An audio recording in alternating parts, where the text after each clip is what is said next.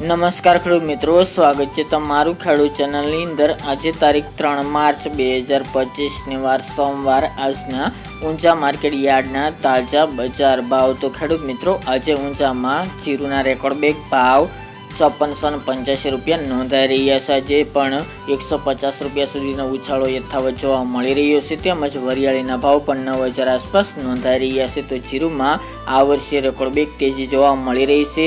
તો ચાલો ખેડૂત મિત્રો, રાયડો, જીરું અને અજમાના ભાવ શું ચાલી રહ્યા હતા તે જાણી લઈએ।